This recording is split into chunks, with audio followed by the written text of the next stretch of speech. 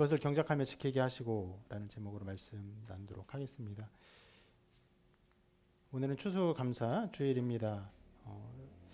추수감사 주일은 추수감사절로부터 유래했는데 우리가 매해마다 이것을 좀 살펴보고 있죠. 1620년 메이플라워 호를 타고 영국에서 미국으로 신대륙에 정착한 영국 청교도들이 그 다음에 1년 후 11월에 추수를 마치고 3일간 축제를 연대서 이 절기가 유래했습니다.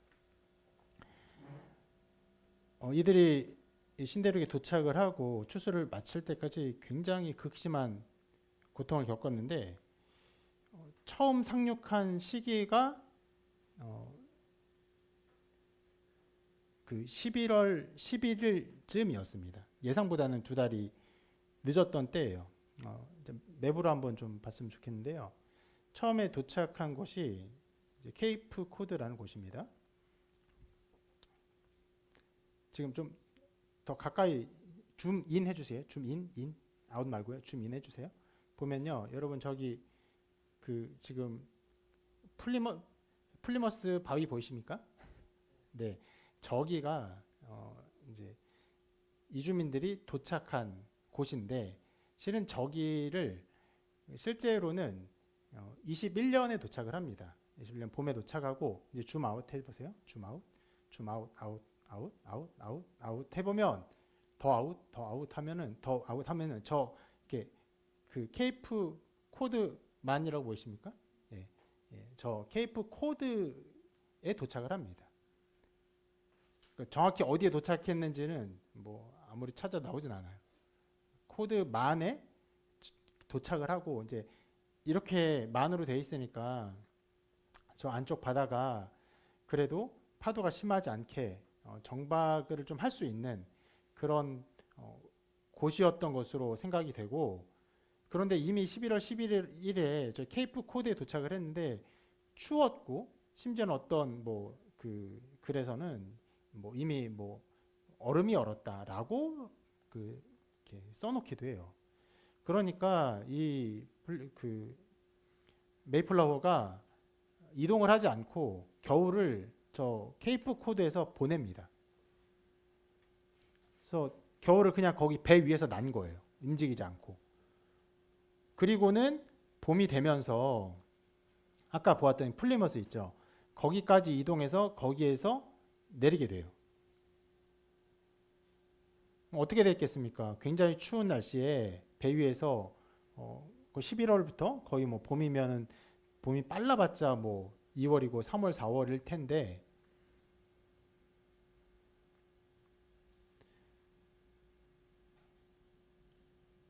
굉장히 추운 날씨에 사람들이 그 배에서 이제 다시 넘겨주세요. 고생을 하면서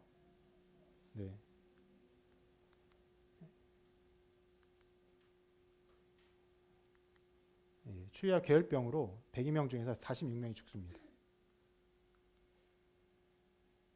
그러면 몇 명이 남습니까? 이제 56명이 남는 것이죠. 근데 수는 조금 부족한 부분이 있어요. 뭐냐면 102명이 그 이주자들이에요. 그리고 배 선원들이 한 25명에 30명이 있었던 것으로 추정이 됩니다. 그리고 46명의 사망자가 이주자만 46명인지 아니면은 그 선원들까지 46명인지 누가 몇 명 죽었는지 정확하게 파악되진 않아요. 어쨌거나 46명이 죽고, 그리고 남아있는 사람이 그렇게 많지 않은 가운데 그 봄이 되어서 그 배는 떠납니다. 영국으로. 그리고 이주자들은 신앙적인 목적을 가지고 왔기 때문에 그 혹독한 겨울을 보내고도 영국으로 돌아가지 않고 그 배에서 서약한 대로 하나님의 영광을 위한 식민지를 건설하기 위해 그곳에 남게 됩니다. 잠시만, 그 소음이 좀 시끄럽죠. 저 냉장고 꺼주세요, 그냥. 네.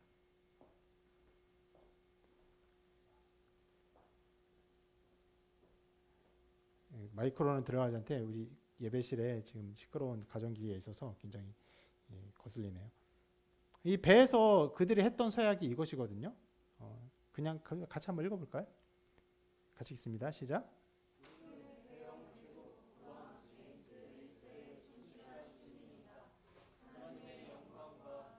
신앙의 진흥, 국왕과 국가의 명예를 위해 버지니아 북부의 최초의 식민지를 건설하고자 항해에 나섰다. 이러한 목적의 달성을 촉진하고 개척지에서 질서를 유지하고자 하나님과 서로 앞에 엄숙하게 계약을 체결하며 우리 스스로 민간 정치 체제를 결성하기로 결정했다. 우리 식민지의 총체적인 이익을 위해 식민지 사정에 가장 잘 맞는다고 생각되는 정당하고 평등한 헌법과 법률, 조례, 직책을 만들어 순종할 것을 약속한다. 네. 실은 이 사람들이 여기에 오기 전에 그 미국의 신대륙에 먼저 정착한 사람들이 있었습니다. 그런데 미국인들이 지금도 여기 있는 사람들을 그들의 국부, 그들의 어떤 이주자의 선조로 생각하는 것은 이 사람들이 이 신앙 가운데 이러한 서역을 가지고 이 땅에 왔고 그리고 그 믿음 속에서 나라를 세워갔기 때문에 먼저 온 사람들이 있음에도 불구하고 이 사람들의 걸음과 이 사람들의 모든 서약과 이들의 행동을 그들의 첫 걸음으로 인정을 합니다. 그러니까 이렇게 서약을 했기 때문에 그들이 굉장히 어떤 면에서는 믿음과 신앙의 나라, 실은 영국에 종교적인 혼란이 있었어요. 혼란 속에서 신앙의 자유를 찾아온 것인데 그 신앙의 걸음으로 남은 것입니다. 그런데 아까 우리가 잠깐 본 것처럼 혹독한 겨울을 보내고 거의 절반에 가까운 사람이 죽었죠. 그리고 봄이 되어서 그 땅에 살기 위해서 농작물을 기르고 하는데 잘 자라지 않습니다. 그때의 원주민들이 이 사람을 도와요. 그들에게 옥수 씨앗을 주고 재배법을 전수해 줍니다. 그리고 그들이 그 해에 한 해를 간신히 나요. 그리고 처음 난 작물들을 거두고 그리고 그 경작법을 가르쳐준 인디안들을 초대해서 칠면조를 나누어 먹습니다. 이게 바로 추수감사절의 첫 시작이에요. 이런 전통을 1864년에 링컨 대통령이 11월 넷째 주간을 추수감사주일로 정했고 1931년부터는 11월 넷째 목요일을 추수감사절로 지키고 이어오고 있습니다.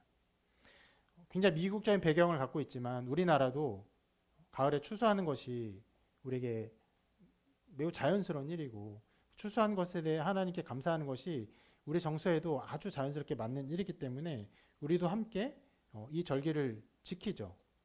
조금 다른 것은 미국은 추수감사절로 평일을 지키는데 우리는 우리나라 전체가 추수감사절을 지키는 나라가 아니죠. 우리 교회가 추수감사주일을 함께 11월 셋째 주 즈음에 지키게 됩니다. 특히 한국은 이제 농업을 기반으로 한 나라였고 그 기반이 있을 때에 선교사님들이 들어와서 복음을 전했고 또 이 감사의 일들을 전했기 때문에 자연스럽게 추수감사 주일이 우리에게 이어지게 된 것입니다. 이처럼 추수감사 주일은 하나님께 이 추수에 대한 감사를 드리는 것으로 시작된 것인데 기본적으로는 그 배경에 고난과 어려움 속에서 지켜주신 하나님께 대한 감사가 배경입니다. 혹독한 겨울을 보내고 100여 명 중에서 실제로는 여러분 그 100여 명 중에서도 100여 명이 전부 다 이렇게 믿음의 목적으로 온 것이 아닙니다. 실제로 믿음의 목적으로 온 사람은요 35명이었어요. 35명으로 생각하면요 어떻게 보면요 그냥 우리 교인 정도가 한 거예요. 이 정도의 사람이 갔고 나머지는 누구냐? 그 식민지 개발 회사에서 고용되어서 식민지를 개발하기 위해서 거기에 얹혀서 간 사람들이. 그 사람들이 굉장히 적은 수죠. 혹독한 겨울을 보내고 그리고 감사하며 이 절기를 보냈던 것이죠. 그래서 만약에 그 개념을 그 추수감사 절기의 그 개념을 우리에게 그대로 적용한다면 매우 곤고하고 어려운 삶에서 열매를 맺을 수 없는 삶에서 하나님께서 주신 열매에 감사하며 이 절기를 드려야 할 것이에요. 그런데 실은 여러분 거기에 약간의 간극, 실은 약간이 아니라 굉장히 큰 간극이 있습니다. 먹을 것이 없어서 죽는 시대가 아닙니다. 도리어 지금의 시대는 지나친 풍요의 시대죠. 어느 정도로 부유해졌냐? 실은 예수님께서 하신 이 말씀. 그러므로 염려하여 이르기를 무엇을 먹을까, 무엇을 마실까, 무엇을 입을까 하지 말라. 이 말씀을 다른 방식으로 지키며 살죠. 여러분 어떻게 염려합니까? 예. 무엇을 먹을까 어떻게 염려하죠? 메뉴 고민하는 거죠. 오늘 점심 뭐 먹을까? 오늘 저녁 뭐 먹을까? 무엇을 입을까? 입을 것이 없어서 고민합니까? 아니죠. 여러분 패션을 고민하는 거죠. 오늘 어떻게 어떤 룩으로 오늘을 보낼까? 그렇게 걱정하죠. 그 정도로 이 큰 간극이 있습니다. 실은 이런 간극은 우리뿐만 아니라 이 절기를 오랫동안 지켜온 미국도 마찬가지죠. 미국도 부유한 나라예요. 그들도 주님 말씀하신 대로 무엇을 먹을까, 무엇을 마실까 염려하지 않습니다. 그리고 극도로 곤고한 상황에서 주신 음식에 감사할 수 있는 그런 상황들이 아닙니다. 그럼에도 미국이나 우리나 모든 그리스도인들이 이 추수감사절을 지키는 것은요, 그 빈곤과 곤고함을 떠나서 추수를 하게 된 것 자체가 하나님께 감사하기 때문에 지키는 것입니다. 우리는 그래서 이 추수의 절기를 기쁨으로 보내죠. 실제로 이 절기는요, 어떤 면은 성경에서 유래한 절기도 아닙니다. 성탄절처럼 혹은 부활절처럼 예수님의 어떤 사역에 근거한 것도 아니에요. 그럼에도 우리가 추수를 하고 열매를 얻고 그것을 하나님께 드리는 것은 하나님께 기쁨이 되고 또 우리가 하나님께 마땅히 이렇게 해야 됨을 믿기 때문에 이 절기를 지킵니다. 그리고 우리는 하나님께서 이 추수감사절을 받으시고 우리의 열매를 받으신다는 것을 더욱 선명하게 그리고 구체적으로 지키기 위해서 오늘 예배가 끝난 이후에 식사 후에 삶의 열매 나눔 시간을 갖죠. 그래서 우리가 한 해 동안 살아오면서 맺은 열매를 함께 나누는 것입니다. 일반적으로 교회에서 추수감사 주일을 보낼 때는 어떻게 보냅니까? 여러분 어렸을 때 교회를 다녀보신 분들 기억나십니까? 저도 기억이 나요. 주일학교 때 추수감사 주일이면 집에서 과일을 가져오라고 합니다. 그러면 귤도 사가고 뭐 사과도 사가고 배도 사가고 이 가을에 나는 것들을 사가죠. 실은 저는 어렸을 때는 뭐 저하고 누나만 교회를 다니는 상황이었기 때문에 추수감사 주일이다 해서 과일을 사오라고 해요. 이런 말을 하는 것이 뭐 저에게 그렇게 뭐 쉬운 일은 아니었던 것 같아요. 그래서 과일을 들고 간 적이 거의 없었습니다. 가보면 저는 그냥 갔는데 특히 이제 부모님이 그 신앙생활하는 아이들이 많이 가져와요. 그래서 앞에다 과일을 많이 냅니다. 그래서 강대상 같은 거 위에다가 과일을 정말 산더미처럼 쌓아놓죠. 그렇게 많이 지켜요. 그런데 우리가 지금 그런 것이 전혀 없죠. 왜냐하면 그런 열매는 실은 우리가 맺은 열매가 아닙니다. 우리가 그런 열매를 가지고 와서 하나님께 감사를 드린다면 어떤 면은 정말로 그 말 그대로 감사해요. 추수감사주일. 하나님 우리가 이것을 추수하게 되었습니다. 직접 우리가 추수한 것은 아니지만 우리나라가 우리가 사는 사회가 이 열매들을 추수했습니다. 하나님 감사합니다. 라고 하는 굉장히 문자적인 추수감사가 될 것이에요. 굉장히 지엽적이고 어떤 면에서는 그 추수감사주일의 어떤 것과는 맞지 않은 것이라 생각합니다. 실제로 여기 누구도 추수한 사람이 없습니다. 혹시 추수한 사람 있습니까? 여기? 했어요? 안 했죠? 했습니까? 네.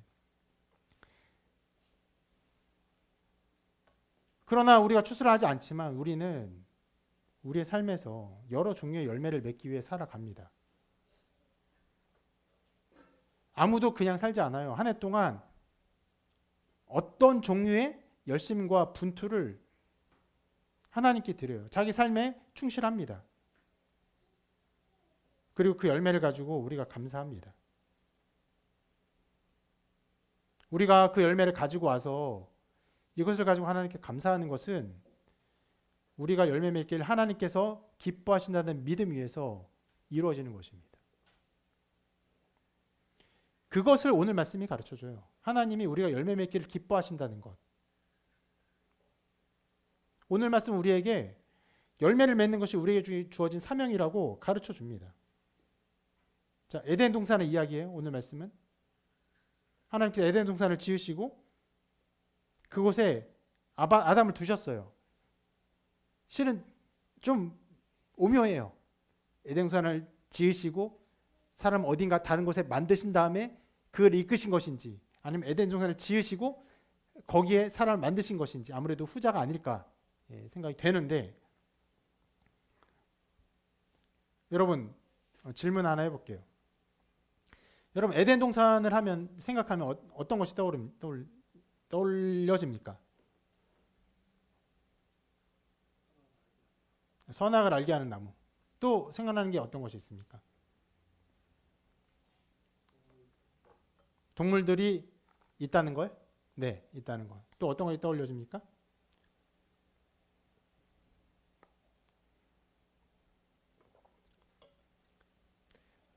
조금 더 저는 이렇게 추상적이고 한 그런 가치들을 생각해 보기를 바랬는데 에덴 동산은 기본적으로 우리가 생각하게 하는 것이 완전한 곳, 평안한 곳, 기쁨이 있는 곳, 죄가 없는 곳 이런 것들이 생각나죠. 실은 그것이 에덴 동산이 가지고 있는 가장 아름다운 어떤 모습들이에요. 염려도 없어요. 근심도 없어요. 걱정도 없어요. 그렇죠? 그것이 에덴 동산입니다. 그러면 여러분 이렇게 물어보고 싶어요. 에덴 동산에 노동이 없었을까? 그렇지 않습니다. 도리어 에덴 동산은요 노동으로 충만한 곳이었어요. 오늘 말씀을 다시 한번 봅시다. 이렇게 말씀합니다. 같이 읽어볼게요. 시작.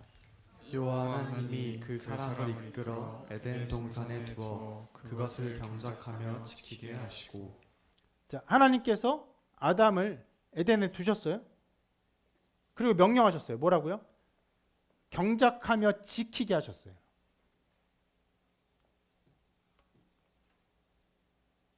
에덴 동산이 완전한 곳이고 또 평안한 곳이고 고통이 없는 곳이지만 거기서 아담아 평안히 쉬어라, 행복해라, 즐겨라, 도리어 이런 말씀은 전혀 나오지 않습니다. 축약해서 말하면 아담아 일해라 라고 말씀하신 거예요.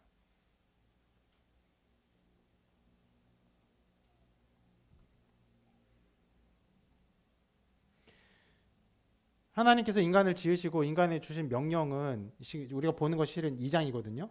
1장에서 조금 더 이렇게 포괄적으로 이렇게 우리에게 가르쳐주고 있어요. 이 부분 같이 읽어보겠습니다. 1장 말씀입니다. 시작. 하나님이 자기 형상 곧 하나님의 형상대로 사람을 창조하시되 남자와 여자를 창조하시고 하나님이 그들에게 복을 주시며 하나님이 그들에게 이르시되 생육하고 번성하여 땅에 충만하라. 땅을 정복하라. 바다의 물고기와 하늘의 새와 땅에 움직이는 모든 생물을 다스리라 하시니라. 하나님께서 창조하시고 가만히 있으라 하지 않으셨어요. 쉼을 누려라. 평안히 있어라. 그것을 마음껏 즐겨봐라. 이렇게 말씀하지 않으시고 뭐라고 하셨어요? 생육하고 번성하여 땅에 충만하라. 땅을 정복하라. 바다의 물고기 하늘의 새와 땅에 움직이는 모든 생물을 다스려라. 이를 명하셨어요.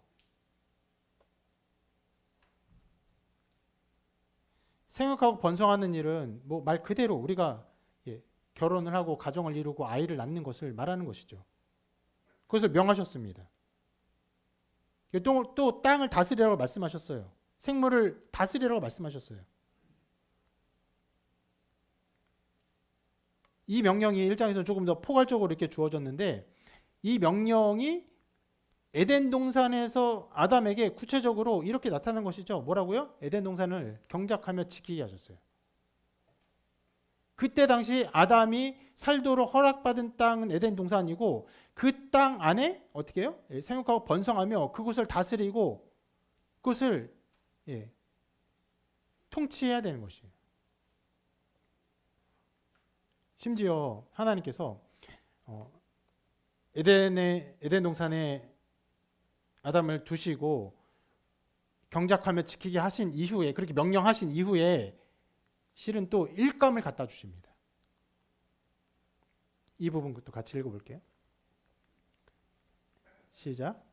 여호와 하나님이 흙으로 각종 들짐승과 공중의 각종 새를 지으시고 아담이 무엇이라고 부르나 보시려고 그것들을 그에게로 이끌어 가시니 아담이 각 생물을 부르는 것이 곧 그 이름이 되었더라. 자, 이 말씀을 보면은 누가 동물들을 아담에게 이끌어 가셨습니까? 누가 그렇게 하셨죠?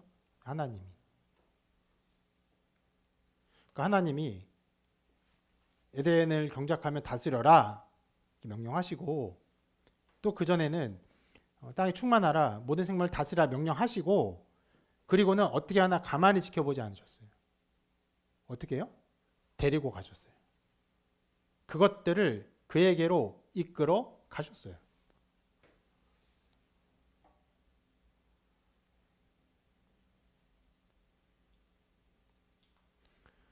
이것은 이런 게 아니죠. 시켰는데 아담이 안 해. 그러니까 하나님 답답해. 그러니까 이제 좀 일을 시키려고 이렇게 간 게 아니죠. 그런 걸 말하는 게 아니죠. 아담이 일하는 것을 하나님이 매우 기뻐하셨다는 것을 보여주는 것이에요. 어느 정도로 적극적으로 하나님 움직이기까지 할 정도로 하나님이 기뻐하셨어요. 아담이 게을렀을까요?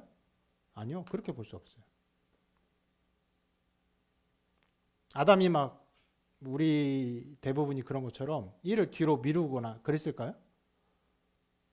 막 고심할 것이 너무 많아서 감히 그 일을 하지 못하고 그 엄두를 내지 못하고 고민만 하고 그런 시간을 보냈을까요? 그렇지 않아요. 실은 보면요. 저렇게 아담이 각 생물을 부르는 것이 곧 그 이름이 되었더라. 타락 전에 아담에게는 하나님이 주신 온전한 지혜가 있었어요. 사물의 어떠함을 그것대로 파악하고 그것의 특징대로 이름을 지으면 그것이 그의 이름이 되었습니다. 실은 여러분 이름 짓기는요 굉장히 어려운 일입니다. 그래서 우리가 어떤 면에서는 옛적부터 본래적부터 내려온 이름들, 예를 들면 뭐 토끼, 뭐 개구리, 코끼리, 뭐 기린 이런 것들은 그냥 자연스럽게 아 그렇구나 하고 그 이름이 잘 지어진 것으로 느껴지는데 또 생각되는데 어떤 생물학자가 새로운 생물을 발견해요. 그리고 거기다 이름 짓는 것 보면요 뭐랄까 굉장히 설명문적으로 짓습니다. 토끼나 개구리처럼 본성적인 이름같이 느껴지지 않고 굉장히 여러 가지 말과 설명을 갖다가 길게 붙여놓은 약간 독일의 영향을 받지 않는가 싶은 독일의 대체로 그렇게 이름 짓거든요. 그렇게 지어요. 그러니까 아담을 보면요 그 이름을 짓는데 능력이 없지 않아요. 능력이 충분했어요. 그러니까 게으르지 않고 나태하지 않고 뒤로 미루는 것이 아니었는데도 불구하고 하나님이 어떻게 하셨습니까? 하나님이 그것들을 그에게로 이끌어 가셨어요. 하나님이 일하는 것을 기뻐하시고 즐거워하시고 그것을 보기를 바라셨다는 것을 아주 선명하게 말씀이 보여주고 있는 것입니다.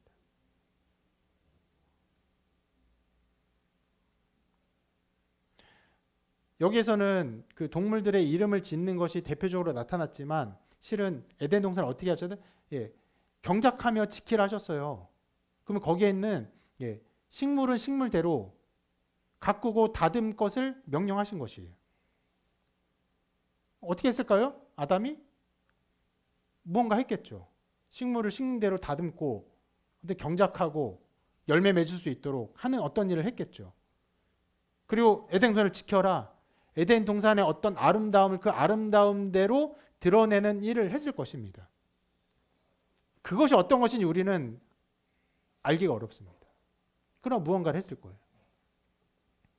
그래서 최초의 인간에게 주어진 최초의 직업이 무엇이냐? 농부다. 혹은 정원사다. 그렇게 말하기도 하죠. 흡사 아담을요 에덴 동산에 동산지기로 두신 것처럼 말씀이 기록되어 있어요. 무슨 말이냐면 아담을 그 에덴 동산을 위한 어떤 일꾼으로 부른 것처럼 이 말씀이 모두 기록되어 있다는 것이에요. 하나님은 그렇게 우리에게 일을 맡기셨어요. 그러므로 에덴 동산은 아까 말한 것처럼 평안한 곳이에요. 다툼이 없는 곳이에요. 기쁨이 충만한 곳입니다. 그럼에도 불구하고 거기에는요 노동이 가득 충만한 곳이에요. 여러분 이 말씀의 근거에서 우리는 우리의 삶을 보아야 돼요. 하나님 우리에게 일을 맡기시기를 기뻐하십니다. 불가피하게 아니요. 본능적으로 본성적으로 우리에게 그 일을 맡기시기를 기뻐하셨어요.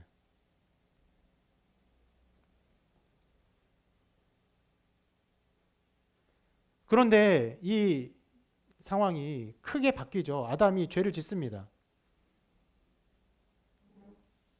그 결과 에덴 동산에 내쫓깁니다. 죄로 말미암아 인간이 죄인이 될 뿐만 아니라 이 세상이 모두 죄 가운데 놓이게 되었어요. 그래서 고통받는 삶을 우리가 살아갈 수밖에 없어요. 왜요? 세상이 죄로 말미암아 저주를 받았기 때문에. 말씀 같이 한번 읽어볼게요. 읽겠습니다. 시작. 아담에게 이르시되 내가 내 아내의 말을 듣고 내가 내게 먹지 말라 한 나무의 열매를 먹었은즉 땅은 너로 말미암아 저주를 받고 너는 내 평생에 수고하여야 그 소산을 먹으리라. 땅이 내게 가시덤불과 엉겅퀴를 낼 것이라. 내가 먹을 것은 밭의 채소인즉 내가 흙으로 돌아갈 때까지 얼굴에 땀을 흘려야 먹을 것을 먹으리니 내가 그것에서 취함을 입었습니다. 너는 흙이니 흙으로 돌아갈 것이니라 하시니라. 이 말씀은 이제 노동은 인간에게 고통스러운 일이 되었다는 것을 알 수 있습니다. 어떤 상황입니까? 일을 하고 그 일의 결과를 얻기 위해서 많은 고통이 수반되게 되었습니다. 애를 써야 돼요. 수고해야 돼요. 이게 우리가 처해 있는 현실입니다. 그 어떤 일도 쉽지 않아요.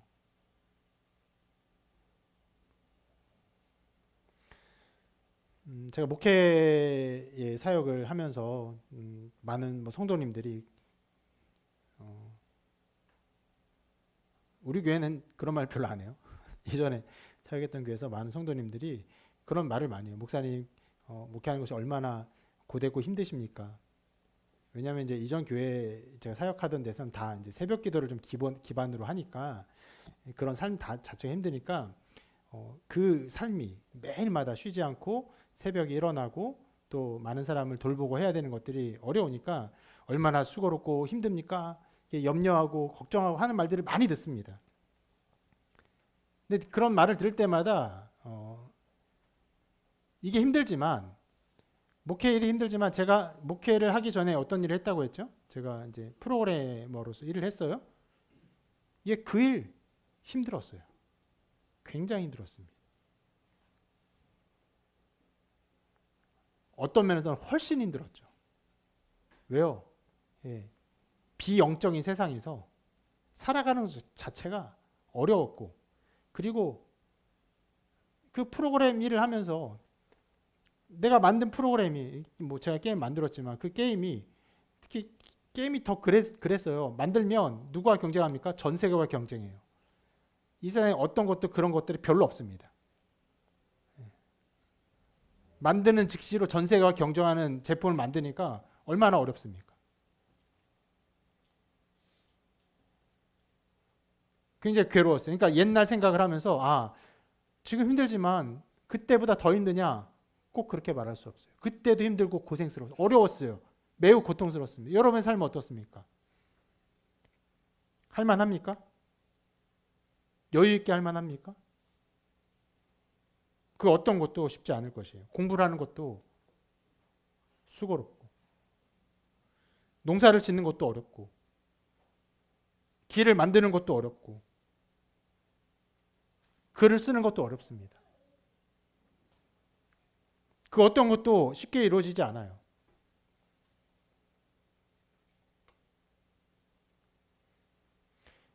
그렇게 아담이 타락한 이후로 우리는 수고와 고통 속에서 일을 할 수밖에 없고, 애를 쓰고 땀을 흘리고 진액을 짜내야 그 열매를 얻을 수 있는 삶이 되었어요. 그러나 이것이 고통과 어려움을 수반하게 된 어떤 그 구조적인 고통과 아픔의 그 양태가 우리에게 주어졌지만, 본질적으로 우리에게 노동이 주어지고 노동을 통해 열매 맺는 일, 이 자체가 사라진 것은 아닙니다. 여전히 우리는 그 안에 살고 있어요.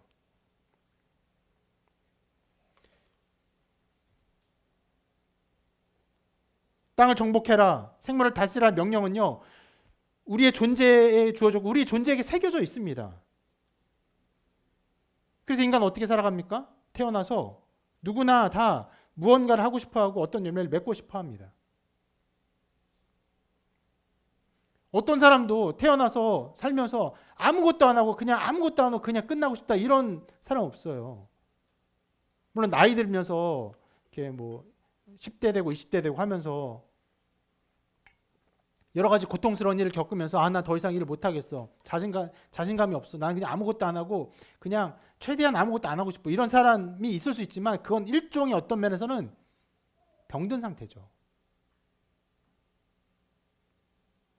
만약에 아이가 3살, 4살, 5살 됐는데 이제 새로운 어떤 호기심을 가지고 세상의 것들을 이제 만지고 경험하고 새로운 무언가를 하며 자라야 되는데, 아이가 아무것도 안 하려고 하고 가만 누워 있으려고만 하면 그런 아이가 정상적입니까? 그런 아이 볼 수 없죠. 실은 모든 아픈 아이들 빼고요, 모든 아이들의 부모님은 힘들어합니다. 아이가 너무 호기심 때문에 이것저것 만지고 사고치고 다니니까. 근데 그렇게 합니다. 뭐예요?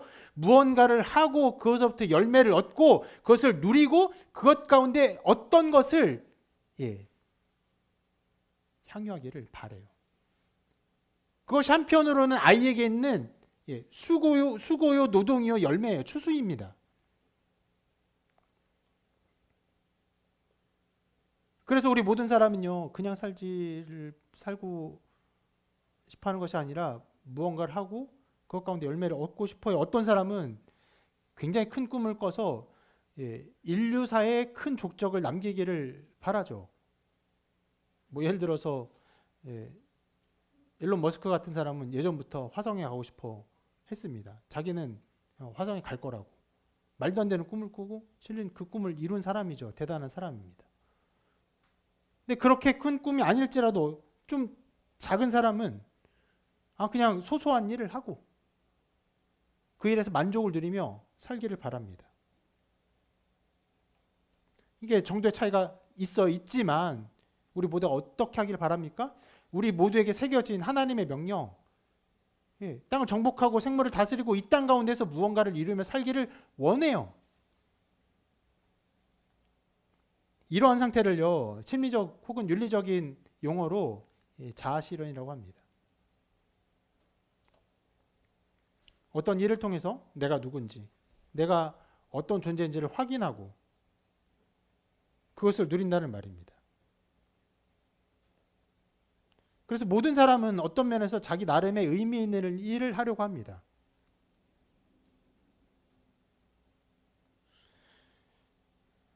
좀 안타깝게도 그 자본주의 사회에서 인간의 거의 모든 일은 돈으로 계산이 되죠.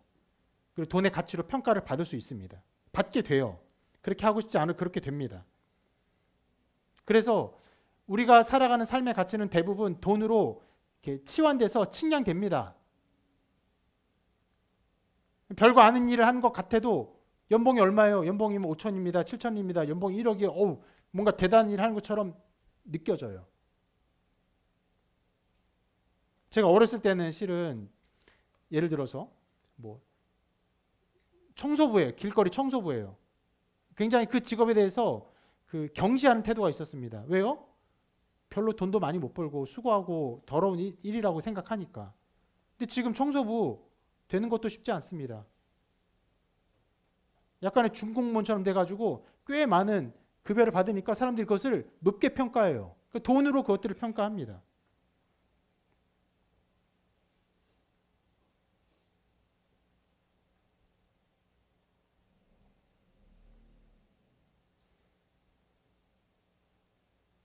그런 구조 속에서 실은 어떤 의미 있는 일 자체보다 실은 스스로 속아서 그 의미보다는 돈으로 자기의 삶의 가치를 치환하고 그것으로 자기를 평가하는 일들이 많이 벌어집니다.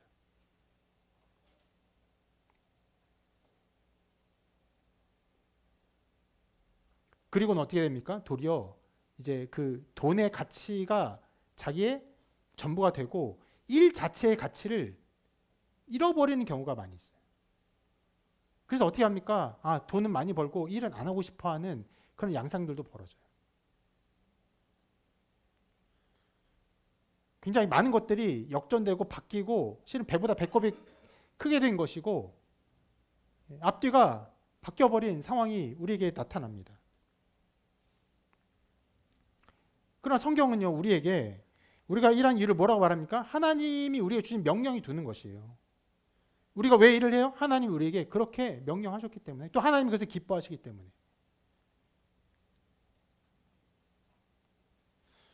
하나님을 예배하는 것입니다. 일하는 것은 하나님을 기뻐하는 것이에요.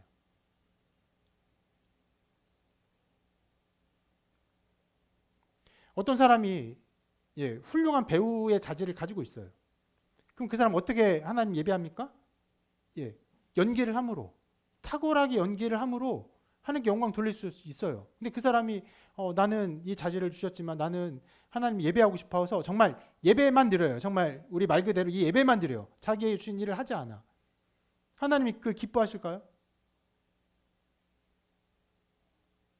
물론 어떤 사람은 그렇게 부를 수도 있지만 거의 모든 대부분의 사람에게 하나님께서 주신 사명과 그 일을 통해 하나님이 예배받으시고 경배받으시기를 기뻐하십니다.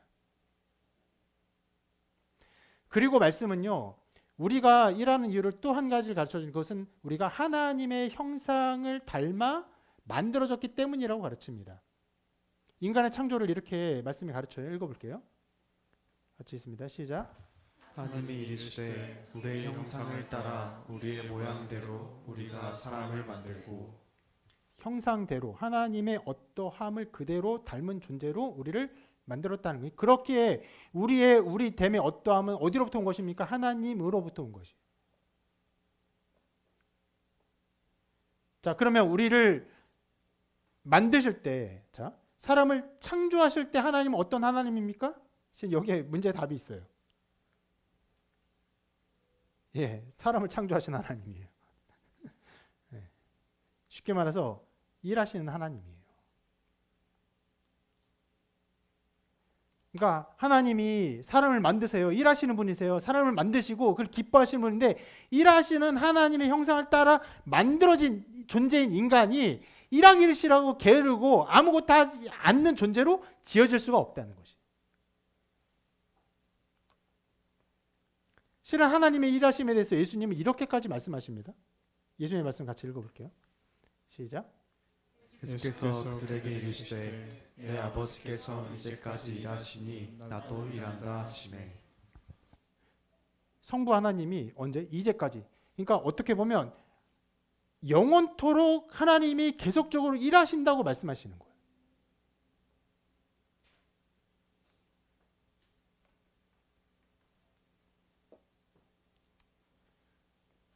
여러분, 자, 사람을 창조할 때 하나님이 어떤 일을 하셨는지 생각해 보면 사람을 창조하기 전에 하나님은요, 우주를 창조하셨습니다.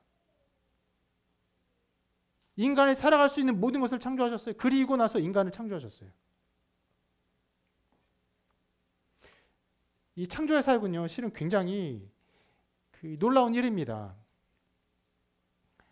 어떤 면에서 참 어떤 면 개념의 역전의 양상도 나타나는데 무슨 말이냐면 창조의 사역을 이렇게 생각해 보면 이렇게 조금 다르게 생각해 보면 하나님이 무언가 부족하다는 것을 나타낸 것처럼 보입니다. 이해가 되십니까? 무언가를 만든다는 것은 어떤 것을 전제합니까? 그것이 없었을 때 부족한 것을 전제해요. 우리가 음식을 왜 만듭니까? 배가 고프니까. 즐거운 게임을 왜 만들어요? 심심하니까. 옷을 왜 만들어요? 옷이 없으니까. 입어야 하니까. 예, 이렇게 무언가를 만든다는 것은 어떤 면에서 결핍을 전제로 해요. 그래서 그 신화, 그리스 로마 신화도 그렇고 북유럽 신화도 그렇고 수많은 신화들을 보면은 신화들은 언제나 인간 창조에 대한 이야기를 하거든요. 왜냐면 인간이 어디로부터 왔는지 그 신화 속에 담겨 있어야 될 거 아니에요. 그 근원을 말할 때 신들이 인간을 왜 만들었는지에 대한 말들을 종종 그렇게 표현해요. 뭐냐면 신들의 어떤 부족한 부분을 채워주도록 만들었다라고 말해요. 실은 그런 개념이 있을 수 있어요. 창조라는 개념 속에. 그런데 여러분, 자, 저 말은 굉장히 말이 안 되죠. 신인데 부족함이 있대요. 그게 신입니까? 신일 수 없죠. 그래서 철학적으로 신의 존재를 생각할 때, 그리고 철학적으로 신의 완전함을 생각할 때, 이 완전한 신이 인간을 어떻게 창조해 되었는가, 인간을 어떻게 창조하게 되었는가라고 말할 때, 그것을 이렇게 표현하게 됩니다. 흘러나왔다. 누출설이라고 하거든요. 무슨 말이냐면 인간의 존재가 이 세상 모든 만물이 어떻게 있게 되었느냐면 바로 신과 같은 존재로부터 모든 것이 흘러나왔다라는 것이에요. 왜 이렇게 표현하냐면 내가 적극적으로 만들면 신이 이거 적극적으로 만들면 무언가 부족함이 있어서 만든 행위가 되니까 그것이 아니라 신의 존재로부터 그 완전함으로부터 터져 흘러나온 것이 이 만물이고 인간의 존재다 라고 설명하는 것이에요. 그러나 성경은 그런 식으로 말하지 않죠. 하나님이 인간을 만드셨다고 말해요. 세상을 만드시고 인간을 만드셨다고 말합니다. 이것은 창조가 부족하기 때문에 만든 것이 아니라 도리어 하나님의 기쁨의 발현이며 하나님의 하나님 되심의 표현인 것입니다. 여러분, 하나님의 창조를 예술가의 예술 활동으로 약간 빗대어서 생각해 볼 수 있습니다. 어떤 미술가가 그림을 그릴 때 자기 안에 있는 어떤 미술적 감각을 가지고 그림을 그립니다. 그런데 그 그림을 그릴 때 그 그림을 그리지 않는다고 해서 이 예술가의 마음 안에 있는 예술적 감각이 사라집니까? 부족합니까? 그렇지 않죠. 도리어 이 예술적 감각이 그 자체가 하는 일이 무엇입니까? 그것을 발현하는 것, 그것을 드러내는 것, 그것이 예술적 감각이 가지고 있는 어떠함 전체라고 말할 수 있어요. 실은 여기 안에 그렇게 예술가가 그렇게 엄청나게 많지는 않아서 이 감각들이 우리에게 깊게 와닿기는 좀 어려운 부분이 있는데 그 감각이 있으면 예술가는 그것을 표현하지 않을 수 없습니다. 어떤 면에서 목이 칼이 들어와도 표현하게 되죠. 음악으로, 혹은 연극으로, 혹은 춤으로, 혹은 그림으로. 자기 안에 것을 드러내요. 바로 그것이 하나님께서 하나님 되심을 드러내는 것이 무엇입니까? 창조예요. 만드셨어요. 하나님 그렇게 하나님의 일하심으로 하나님을 드러내셨습니다. 특히 어떻게 해요? 하나님의 형상대로 인간을 만드셨습니다. 그리고 자, 인간을 그렇게 만드시고 우리의 형상대로 인간을 만들자 하셨어요. 자, 그리고 우리 형상대로 만들자 하시고 하나님의 어떠함을 인간에게 곧바로 투영하십니다. 이렇게 말씀하세요. 만들자 하시고 곧장 나오는 말씀이에요. 같이 읽어보겠습니다. 시작. 그들로 바다의 물고기와 하늘의 새와 가축과 온 땅과 땅에 기는 모든 것을 다스리게 하자 하시고. 이 세상에서 유일하게 하나님의 형상대로 만들어진 것이 인간인데, 인간을 만들자마자 하나님이 원하신 것이 무엇입니까? 세상을 다스리는 것.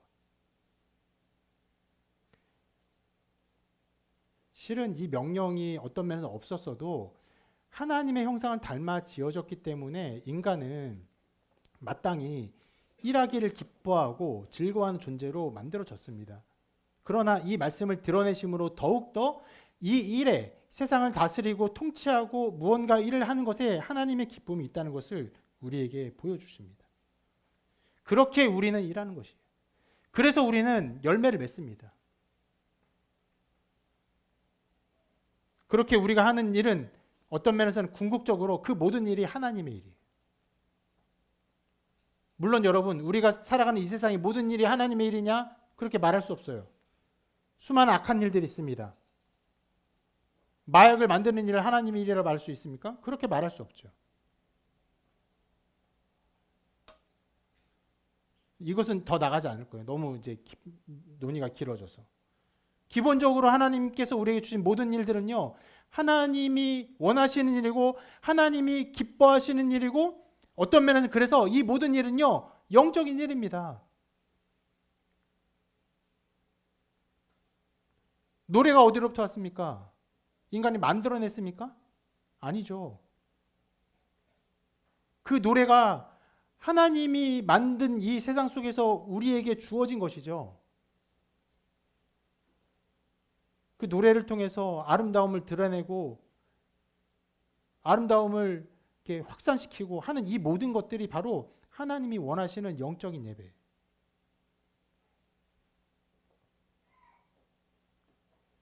하나님은 그렇게 인간의 일을 맡기시고 가장 먼저 아담에게 에덴 동산을 맡기시고 어떻게 해요? 그것을 경작하게 하시고 그것을 지키게 하셨습니다. 그리고 아담은요, 그 명령을 받아서 어떻게 했습니까? 에덴 동산을 다스리고 또 동물들에게 이름을 주었어요. 그렇게 하나님이 아담에게 그 모든 것을 맡기신 것처럼 하나님은 우리에게 이 세상 모든 것을 맡기셨습니다. 그러므로 우리는 애를 쓰고 수고하여 해서 열매를 맺어야 합니다. 에덴 동산에도 수고를 반드시 했었어야 돼요. 그러나 타락한 이 세상에서 우리는 더욱 수고해야 됩니다. 왜요? 온전한 열매를 맺기 위해서.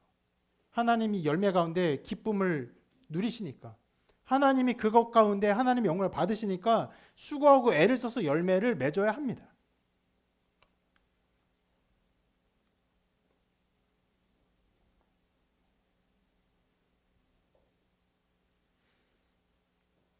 여러분, 영적으로 제가 목회를 하는 것 하나님이 기뻐하십니까? 기뻐하시죠. 여러분이 하나님을 알고 하나님 예배하고 하나님 찬양하는 사람이 되고 온전하게 되는 것 하나님 기뻐하십니다. 여러분이 하는 일 하나님 기뻐하십니까? 하나님 기뻐하신 것들을 찾을 수 있습니까? 찾기가 굉장히 어려울 수 있어요. 일의 종류가 굉장히 많고 그 많은 종류의 일들에서 정말 하나님이 기뻐하신 일을 찾기 어려운 일들이 꽤 많이 있습니다.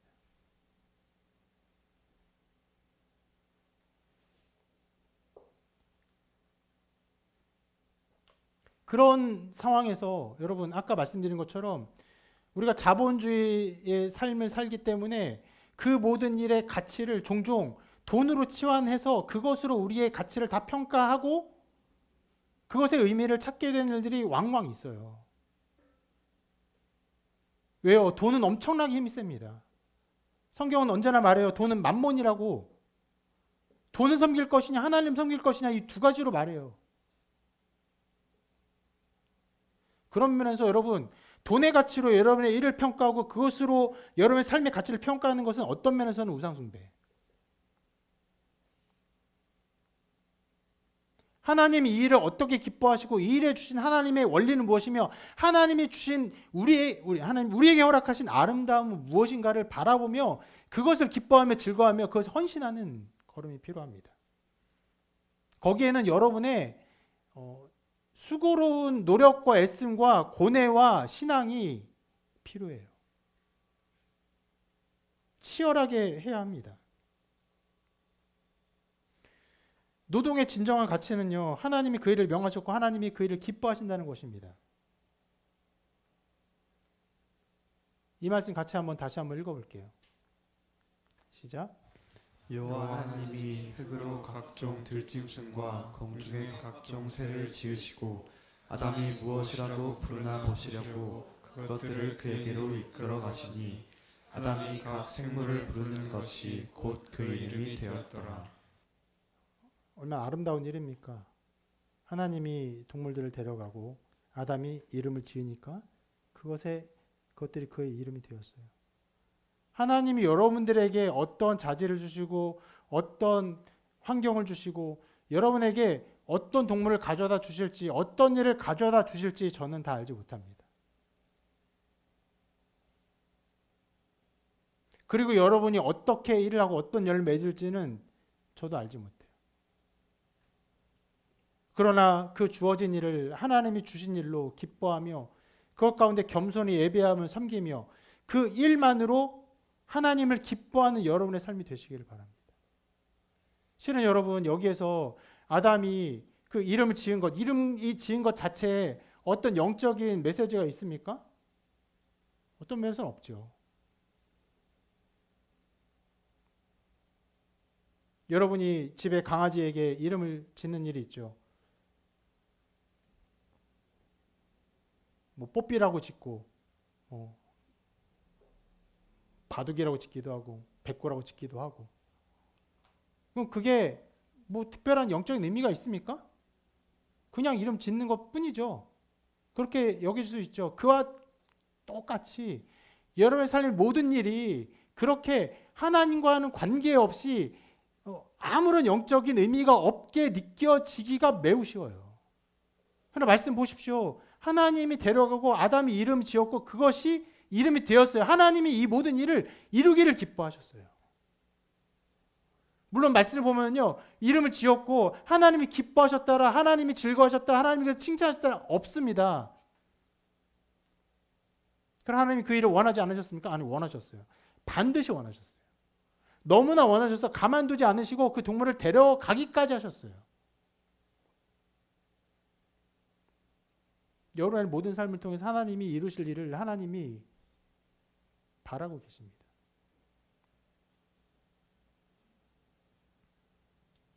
그리고 오늘 말씀에 한 가지 중요한 부분이 있습니다.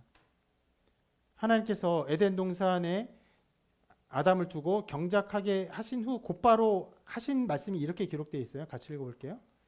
시작. 여호와 하나님이 그 사람에게 명하여 이르시되 동산 각종 나무의 열매는 내가 임의로 먹되 선악을 알게 하는 나무의 열매는 먹지 말라. 내가 먹는 날에는 반드시 죽으리라 하시니라. 자, 그 동산을 경작하며 지키게 하신 이유로 곧바로 도덕적 명령을 주십니다. 실은 에덴 동산을 경작하는 것과 그리고 이 말씀 나무의 실과를 먹지 않는 것은요 굉장히 다른 성질의 일입니다. 앞의 일, 그 에덴 동산을 경작하며 지키는 일은요 눈에 보이는 어떤 것을 만들고 이루고 열매 맺는 것이에요. 그러나 뒤의 것은요 무언가 나타나지 않아요. 열매를 먹지 않는다고 해서 뭔가 나타납니까? 아니요, 나타나지 않아요. 그러나 먹지 않음으로 어떻게 합니까? 하나님의 뜻을 순종하는 것이. 그리고 이 모든 것을 통해서 하나님이 영광 받기를 원하셨어요. 한 가지만이 아니라 두 가지 모두를 통해서. 에덴동산을 경작하며 지키고 또 선악을 알게 하는 나무의 실과를 먹지 않음으로 하나님이 영광 받기를 기뻐하셨습니다.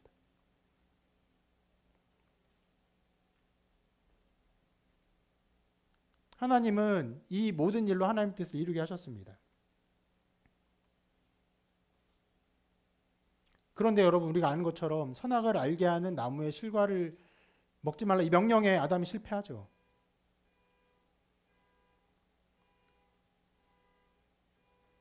실은 제가 두 가지로 나눴어요. 경작하는 일, 또 하나님의 어떤 영적인 도덕적인 명령에 순종하는 두 가지로 나눴는데 인간이 이 두 가지 모두에게 실패하지만 전자는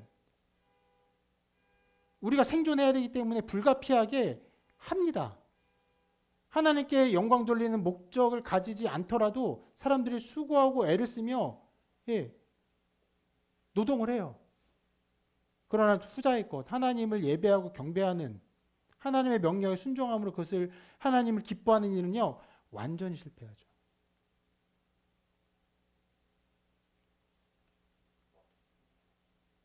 그래서 인간이 어떤 삶을 살아갑니까? 자, 이 모든 것이 이 말씀 안에 좀 엮여 있다고 생각해요. 또 죽기를 무서워함으로 한평생 매어 종노릇하는 모든 자들. 이것이 인간의 상태라고 말합니다. 하나님을 경배하지 않기 때문에 죄 가운데 있고 죄로 말미암아 죽음을 당할 것을 알고 죽음 위에 영원한 심판을 당할 것을 알아요. 그래서 죽기를 무서워합니다. 그러면서 일생에 어떻게 합니까? 매어서 종노릇해요. 수고하고 애를 쓰며 살아가긴 해요. 그러나 종노릇처럼 살아갑니다. 이런 인간을 구원하기 위해서 예수님께서 이렇게 말씀하셨죠. 수고하고 무거운 짐진 자들아 다 내게로 오라. 내가 너희를 쉬게 하리라. 나는 마음이 온유하고 겸손하니 나의 멍에를 메고 내게 배우라. 그리하면 너희 마음이 쉼을 얻으리니 이는 내 멍에는 쉽고 내 짐은 가벼움이라. 우리 말씀에 따라 주님께 나아가야 됩니다. 주님을 알아야 돼요. 주님 안에서 우리는 쉼을 얻을 수 있어요. 여기서 말하는 쉼을 얻으리니 이것은요, 여러분 우리가 아무 일도 하지 않고 그냥 자유롭게 된다는 것이 당연히 아니죠. 도리어 우리 마음이 자유를 얻고 그렇게 어떻게 하는 겁니까? 자유를 얻고 우리에게 주어진 일을 하나님을 예배하는 자리로 기뻐하며 살아갈 수 있는 영원한 자유를 얻는다는 것이.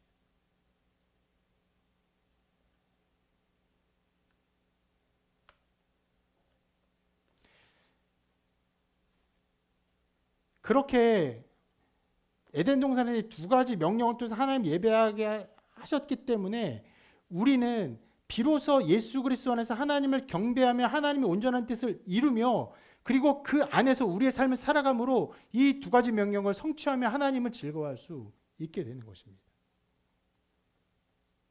그래서 믿음이 없으면 하나님을 기쁘시게 할 수 없어요. 어떤 면에서요? 모든 면에서. 여러분의 삶도 마찬가지입니다. 믿음이 없으면 여러분의 삶을 통해서 여러분의 그 직업을 통해서 하나님이 기뻐하신다는 것을 도무지 알 방법이 없습니다.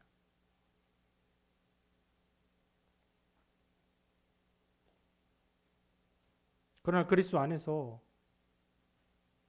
주님이 우리의 구원자 되시고 하나님 우리를 사랑하신다는 것을 아는 자들은 그 안에서 쉼을 누립니다. 주님이 약속하신 쉼을 누려요.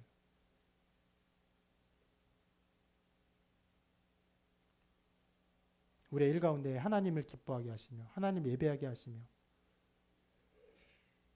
작은 일 가운데 하나님의 영광을 즐거워하는 복을 내려주십니다.